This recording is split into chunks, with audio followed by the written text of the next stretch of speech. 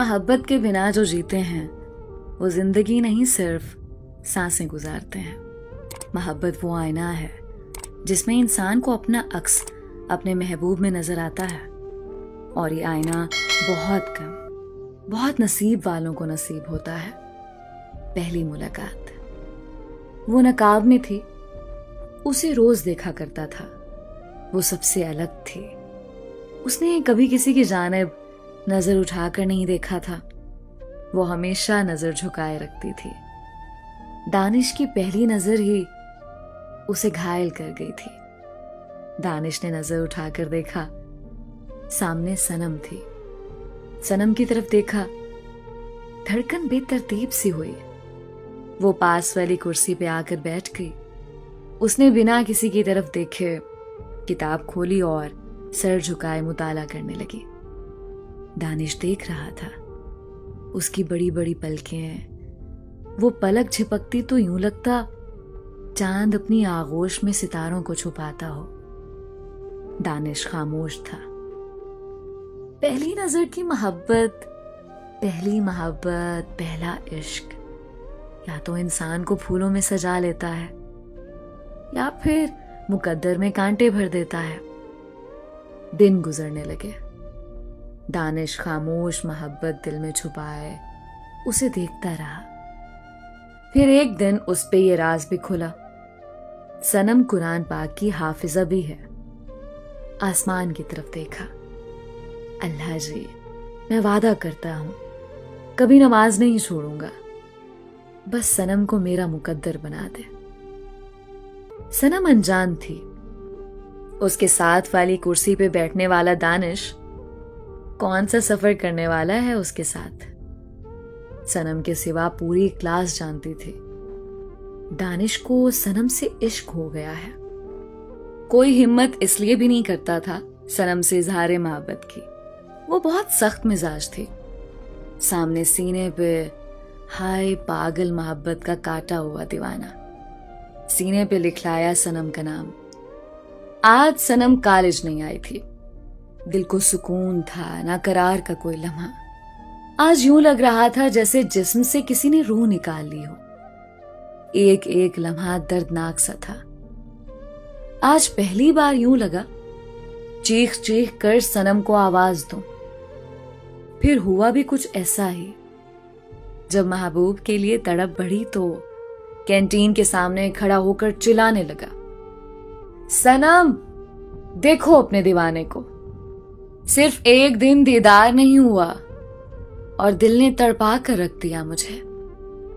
सनम तुम कहां हो, आ जाओ कि अखियां तरस गई हैं।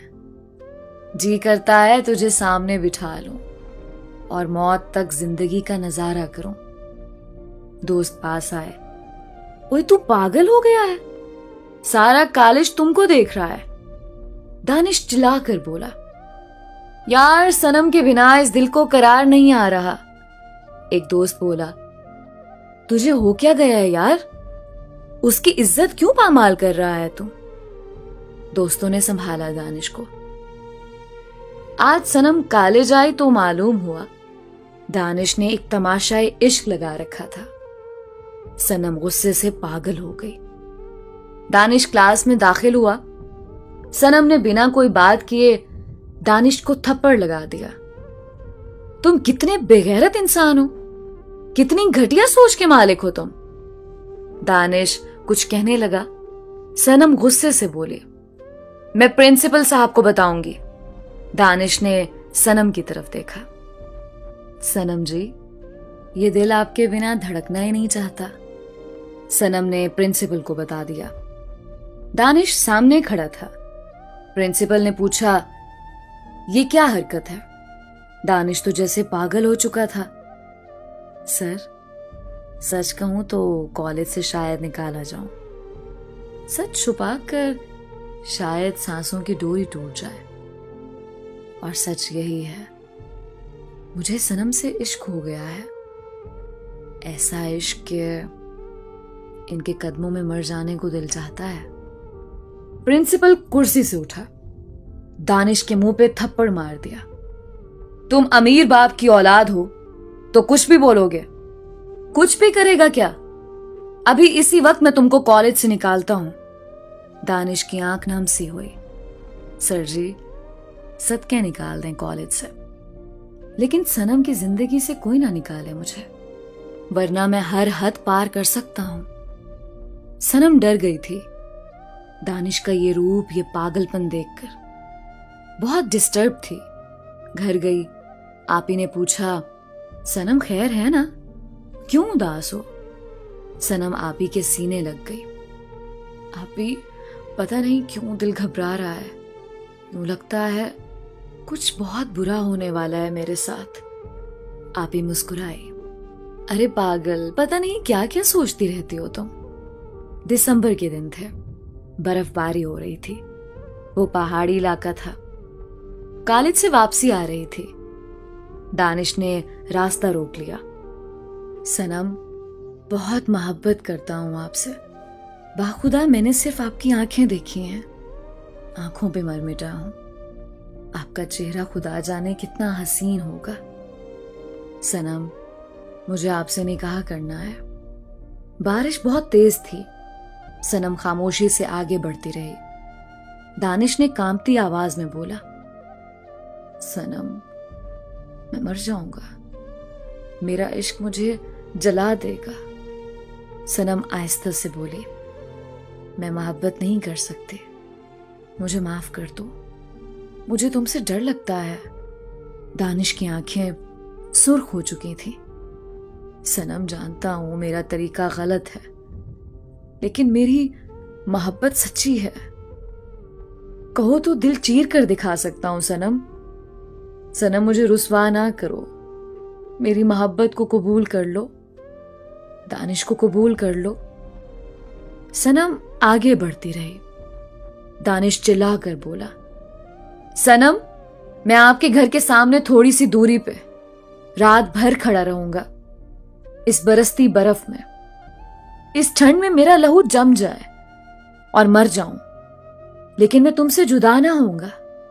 सनम खामोश रही। घर पहुंच गई। दानिश वही घर के पास खड़ा हो गया।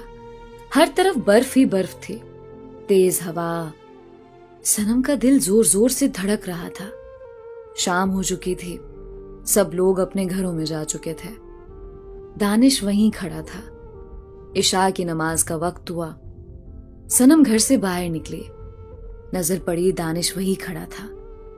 सनम का दिल तड़प गया। पास आ गई। दानिश, आप पागल हो चुके हैं क्या? दानिश आहिस्ता से बोला, सनम, आई लव यू। सनम खामोश रही। दानिश का सर चकरा रहा था। सर्दी से दिमाग सुन्न होने लगा। सनम के पास कोई और रास्ता नहीं था उस पागल को घर भेजने का। आहिस्ता से बोली, ठीक है बाबा, आई लव यू टू। अब घर जाओ, कल बात करेंगे। दानिश को यकीन नहीं हो रहा था। मुस्कुराने लगा। सनम, आपने मेरी मोहब्बत कबूल कर ली? इतने में आवाज आई, सनम, कहां हो? आपी सनम को बुला रही थी। सनम ने कहा, अब जाओ पागल, आपी आ गई हैं। दानिश चला गया। सनम को ना जाने क्यों आज पहली बार अजीब सा एहसास हुआ था। एक अजीब सी मुस्कुराहट थी चेहरे पे। दिल में सुकून सा था। रात भर करवट बदलती रही, लेकिन नींद कहाँ आ रही थी। ये एहसास पहली बार हो रहा था। नींद बहुत थी आंखों में, लेकिन सोया ही नहीं जा रहा था। सारी रात करवट बदलते गुजर गई। सुबह हुई, कॉलेज के लिए रवाना हुई। नजरें आज किसी को ढूंढ रही थीं, लेकिन वो कहां था आज? कॉलेज से वापसी पर निगाहें ढूंढती रहीं उसे, लेकिन दानिश नहीं आया। दिल उदास सा हो गया। दानिश क्यों नहीं आया? कहां रह गया वो?